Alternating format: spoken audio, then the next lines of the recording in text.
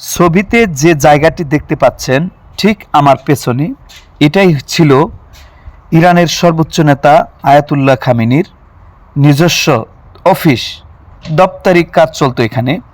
ঠিক এই জায়গায় যুক্তরাষ্ট্র ও ইসরায়েলি বিমান বাহিনীর যৌথভাবে তেহরানে এই আক্রমণ চালায়। ইসরায়েলি সামরিক বাহিনীর ভাষ্যমতে এটি ছিল একটি সুনির্দিষ্ট ও বড় আকারের অভিযান। হামলাটি তেহরানের কেন্দ্রস্থলে অবস্থিত খামেনির নিজস্ব কার্যালয়ে বা চত্বরে চালানো হয়। হামলার সময় তিনি সেখানে দাপ্তরিক কাজে ব্যস্ত ছিলেন। এই অভিযানে খামেনির পাশাপাশি ইরানের আরও কয়েকজন উচ্চপদস্থ নিরাপত্তা কর্মকর্তা, তার কন্যা, জামাতা এবং নাতি নিহত হয়েছে বলে জানা গেছে।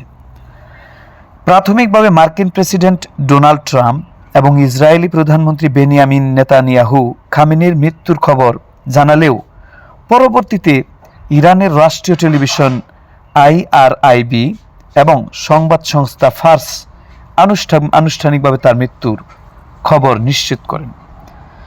কথা হলো, ইরানের যে সর্বোচ্চ নেতা আয়াতুল্লাহ খামেনি, তিনি ছিলেন পুরো পৃথিবীর মুসলিমদের কলিজা, মুসলিমদের প্রাণ পুরুষ। তিনি হজরত মুহাম্মদ সাল্লাল্লাহু আলাইহি সাল্লামের বংশধর। তিনি বেঁচে ছিলেন বলেই বিশ্বের মুসলিম রাষ্ট্রগুলো অনেক নিরাপদ ছিল। যাই হোক, এত বড় গুরুত্বপূর্ণ জায়গায় ডোনাল্ড ট্রাম্প এবং ইসরায়েলি সংস্থাগুলো কিভাবে খবর পেল? অবশ্যই ইরানের কিছু গুপ্তচর আছে যারা ইরানের বসবাস করে, ইরানের নাগরিক, কিন্তু দালালি করে বাংলাদেশের মতো। তাদের কারণে এরকম হলো। ভালো থাকবেন। আসসালামু আলাইকুম।